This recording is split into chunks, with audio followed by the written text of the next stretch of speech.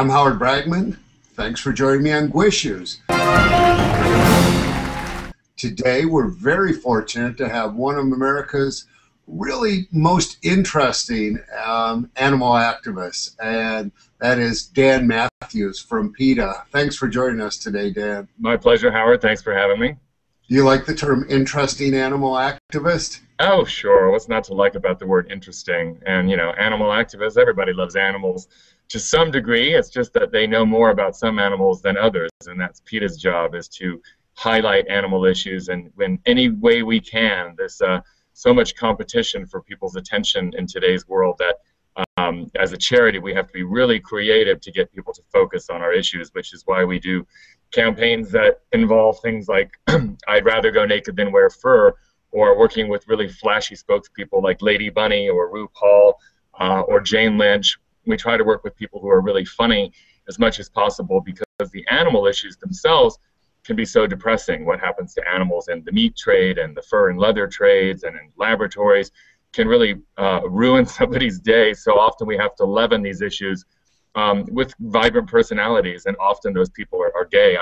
I've been out myself for my whole 28 years at PETA, and we're probably the most prominent non-gay organization to have so many gay spokespeople. Everybody from Ellen to Sandra Bernhard to K.D. Lang to Erasure.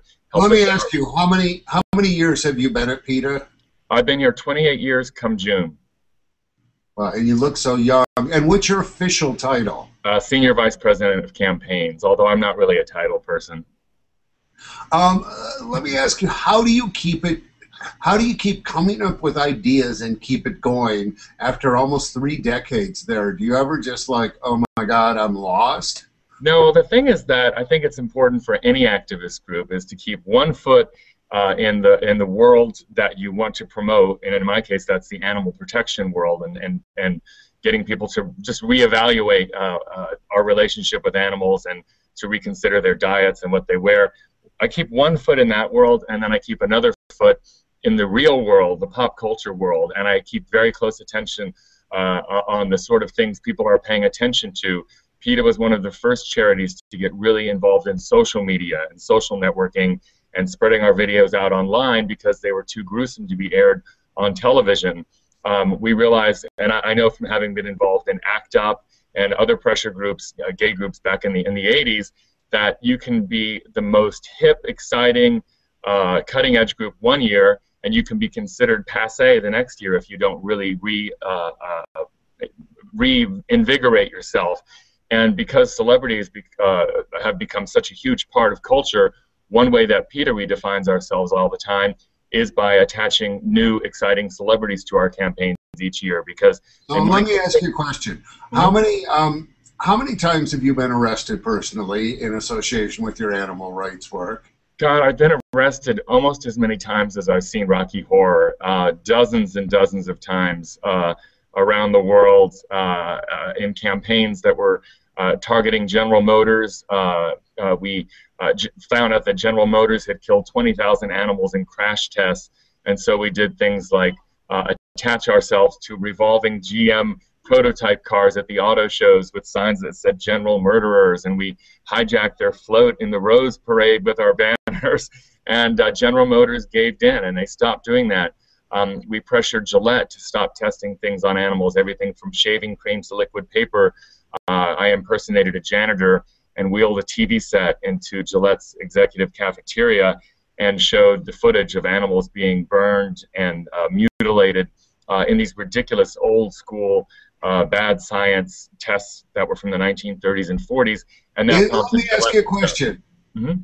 You know, I guess the other side of the coin is if somebody's going to try a new drug, I'd rather have the monkey die than me. Is there any time when it's valid to give an animal a pharmacological a compound or any other reason that you would do it, that you wouldn't test on an animal before a person? If you got hair dye in your eye and went to the emergency room, the ER physician would not say, let's consult the charts and see how this affected a rabbit or a guinea pig. They want to know how it affects the human retina, human eyeballs. Rabbits don't have tear ducts like we do. The tests that have replaced the animal tests are far more scientific. all the animal tests that you hear about were created in the wake of the Food and Drug Administration starting in the 1930s. And so a lot of the tests date back to the 1930s and 40s. Now, so there's no time when an animal test is valid. No, for instance, a skin irritancy test. You don't want to shave down the fur of a rabbit to their very smooth, pale pink. It's a rabbit without fur. I mean, what they do now is they've actually been able to synthetically create through human cells human skin, and they can find out what an abrasive chemical will do to human skin, not to the skin of a guinea pig or a mouse, which reacts completely differently to ours. So science has evolved to the extent that now, as of last month, the European Union bans the sale of cosmetics that are tested on animals because the tests are not only cruel but unreliable. And we've worked with companies like Avon and Revlon and Estee Lauder to get them to upgrade their animal testing practices. The same thing happened with AIDS research when there were so many gay doctors that were frustrated back in the 80s when AIDS first hit the scene because they could see all these patients exhibiting these horrible symptoms and their health declining so rapidly. And our government's response was, we think it must be the drugs that you gays do. And so they started overdosing rats with poppers and doing all these ludicrous animal tests to try to mimic gay behavior. And that went on for 3 or 4 years before the clearer heads prevailed. And Randy Schultz documents all of this in his fantastic book, And the Band Played On, only to find that they actually needed money. Gay doctors in San Francisco and New York and LA needed money to study the patients and to figure out exactly why this disease was progressing, how they got it, to develop safe sex standards. So let me change tactics a minute, or change course here. You mentioned a lot of people from the gay and lesbian community who are supporters of PETA. What do you think is the affinity between PETA and the LGBT community? Why do you think it's so popular? I think that it's all of us gays have grown up in a world where people disregarded our rights. They made fag jokes. They made dyke jokes.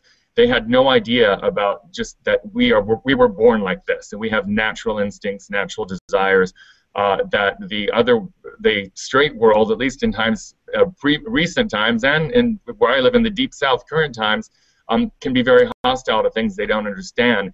And so we grew up being used to people ridiculing and having total disregard for our basic rights. And we can see that people have the same ignorant thoughts about animals. And so I think gays connect the dots much quicker sometimes than the straight community, because they can. There's a direct parallel in people's ignorance and attitudes toward animals that the heterosexual world, and to some degree, has about the gay world. We can instantly see the ignorance you've been an openly gay man a long time, and you wrote a book. Remind me of the title of the book. Committed, yes. Committed, right, which works on so many levels, and you can buy Dan's book on Amazon, and if you can find a bookstore, you may find it there, but probably easiest to get it on Amazon. And it was interesting because you wrote the book a few years ago, and then recently one of our favorite publications, Butt Magazine, did an interview with you and talked about an interesting point in your life. Would you like to elaborate a little? Sure. Well, my book, Committed, is a very gay, punk, irreverent memoir of what a party boy like me went through and all the self-doubt before I devoted myself to a life of activism. And one of the jobs I had before working at PETA was working the streets as a hustler in Rome when I was 17. I moved there after high school to study ancient history, but of course your money runs out really soon. And it was interesting because that was back before there was any gay visibility at all, and I had no idea how to ask someone out on a date. And my roommate in Rome said, there's a certain street you can walk down, and we could. That's what I do to get rent money. And so he kind of showed me how to do it, and I thought, wow.